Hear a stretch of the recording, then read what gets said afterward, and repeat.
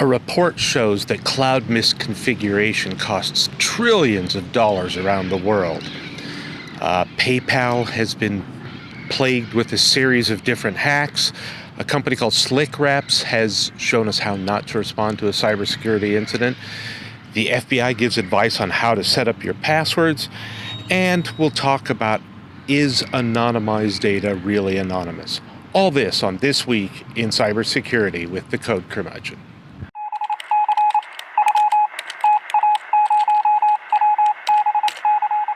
Okay, so let's start with this report about cloud breaches costing $5 trillion a year.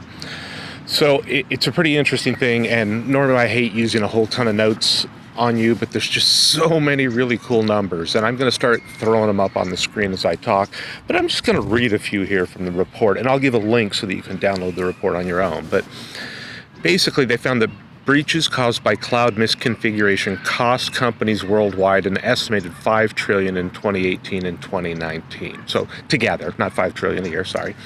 But this is one of those things I talk about, yet another data breach. You know, it just happens constantly. It's that misconfigured S3, etc. Happens all the time. I've been saying that happens all the time. It happens all the time. So what they found, that there was 196 separate data breaches that they identified. More than 33 billion records were exposed in those 2 years in those data breaches. Now, there's a 2019 Ponemon Institute report about cloud security, and I'll put a link to it down below. But basically, they said that the cost per record globally is about $150. So you take the 150, you multiply it by the 33 billion, you get your 5 trillion. That's basically how it works. So other interesting stats, year over year, 2018 to 2019, the number of records exposed, not the number of breaches, but the amount of data, rose by 80%. So it's getting worse. And the total cost to companies associated with lost records also rose by 80%, because typically it's the number of users that you have to help pay for. So basically, in 2018, there were 11.8 billion records exposed with a cost of 1.76 trillion. And in 2019, 21.2 billion exposed records and a cost of 3.18 trillion. So that's a lot of money. You know, at some point it's real money. McAfee said that to make things worse, like, is this really every breach, right? In theory, GDPR now requires people doing business with the EU to really report properly, but we don't know how many breaches go unreported. McAfee says that they figure that 99% of all cloud misconfigurations go unreported. In other words, maybe it's never found, or maybe it was found and breached and they tried to cover it up, or maybe an internal user found it, no one had ever reported a breach on it, so they just didn't report it as a breach. So if you imagine that 5 trillion being 1% of the misconfiguration, now we're looking at a really big number. Okay, so another interesting stat that goes along with these breaches is that M&A, right? When companies take over other companies, mergers and acquisitions, this rate of data breach and misconfiguration problem just goes way up. And so they pointed to things like the Marriott Starwood breach in 2018 and the difficulties they had trying to acquire new data. Elasticsearch misconfigurations tripled from 2018 to 2019, so they're at 44%. S3 Bitbucket misconfigurations were 16% of all breaches, and they went down by 45% from 2019 to 2018, or from 2018 to 2019. MongoDB, 12% of all breaches, and it basically doubled between 2018 and 2019. So I've been telling you, misconfigured cloud instances are a problem, and they are.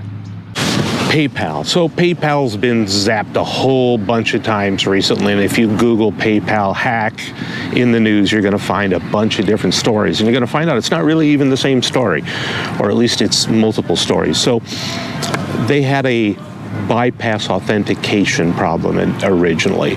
So people figured out that if they phished some credentials, they could put those credentials in and bypass the authentication tools to get themselves in. Then it went further to finding out that, hey, if you had any credentials at all, that they could bypass completely the authentication mechanism.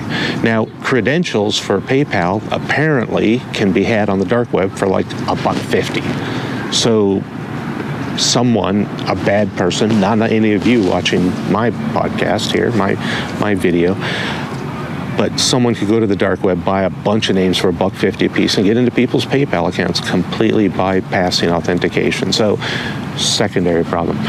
Third problem, there's been questions about a login hack. And what happened is a bunch of users started noticing that they were getting these PayPal charges and hadn't expected them.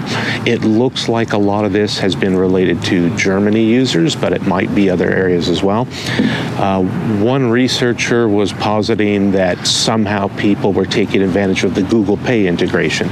Essentially, if you link Google Pay to your PayPal, Google Pay has to create kind of a virtual credit card because that's how PayPal works. And that it turns out it's not that hard to try and brute force your way through guessing what are the numbers, what are the dates, etc. for a Google Pay virtual card, and so off you go. And this method doesn't require that CVC number on the back of your credit card. So that was the theory, but now there's another theory that's coming out that says the problem is related to like an NFC type problem, a contactless payment. In other words, a user coming near me who's a bad person can take money out of my PayPal account using that contactless payment structure. So don't know for sure. Lesson is be careful with PayPal, right? Be careful what you attach to it. Make sure it's not like main accounts that you love. Keep it well controlled. Make sure that your passwords are updated from time to time because they could be out there on the dark web. Make sure you're using two-factor authentication so that at least when PayPal fixes those bugs, they'll protect you. And make sure that you've turned on the kind of monitoring that tells you, like my phone buzzes anytime I have a PayPal transaction, even if I just made it on the phone. And sometimes I think this is annoying, but as it turns out, it's probably a really good idea.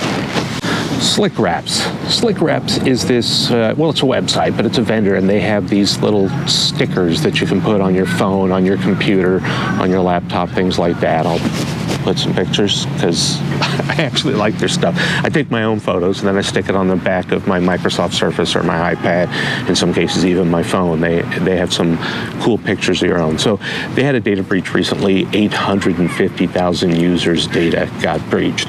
And this one's a little controversial in the sense that apparently originally a white hat, I'm going to put scare quotes because white hat means you try not to do bad things, but a hacker was experimenting on their site, found a set of vulnerabilities, and reported them and felt like they were ignored. There's no way for me to know whether SlickWrap was really ignoring them or whether they were impatient or whatever, but they certainly didn't get the response they wanted, and after some period of time, they decided to just publish it. So they put this article up on Medium, and they put all the information about it. And there's things in Twitter, etc., talking about how this hack works. And they felt like, hey, if I just go and tell the world about this hack, then they'll be forced to fix it.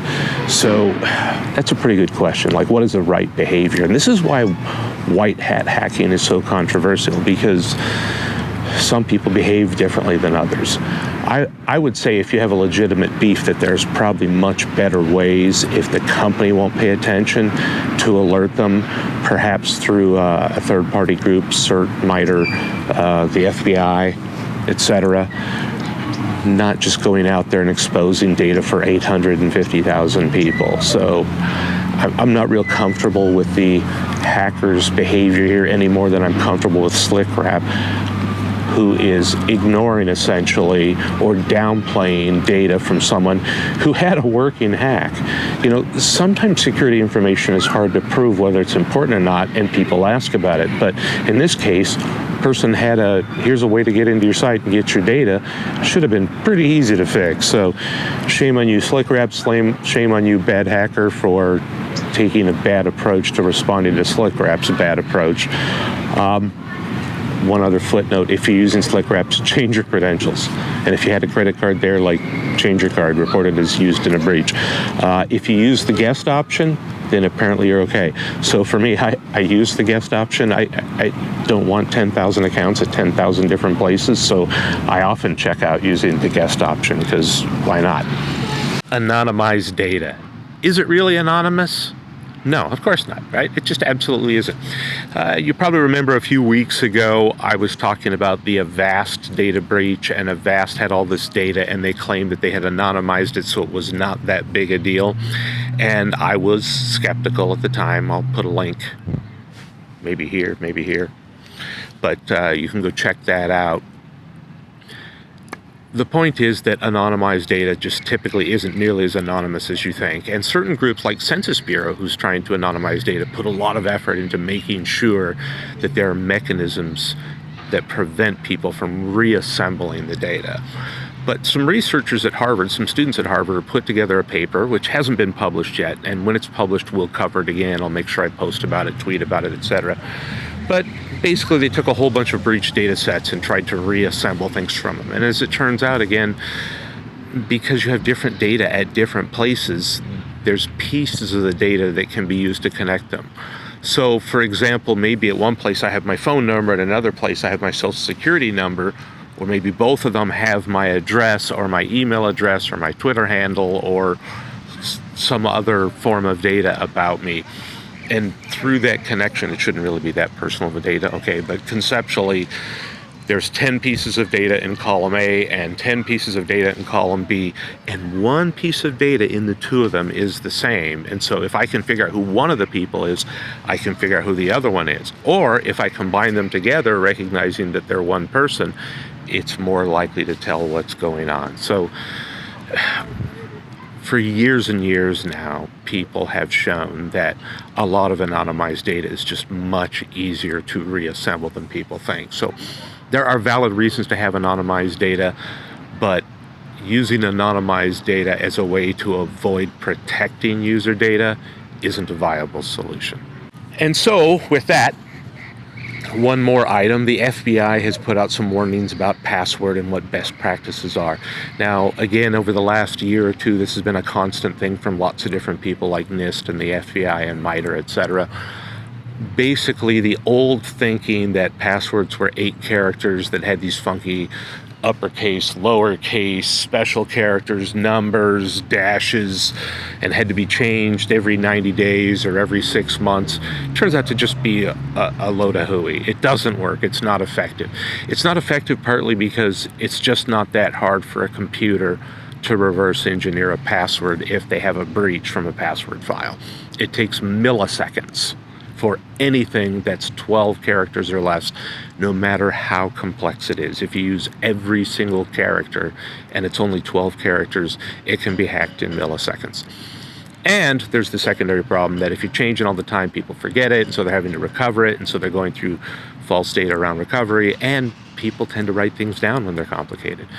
So the current thinking that the FBI is recommending and others is have some reasonably long passphrase, 20, 30, 40 characters. That's a simple phrase that you can remember and you can spew it out. You don't have to write it down. You don't need to change it all the time.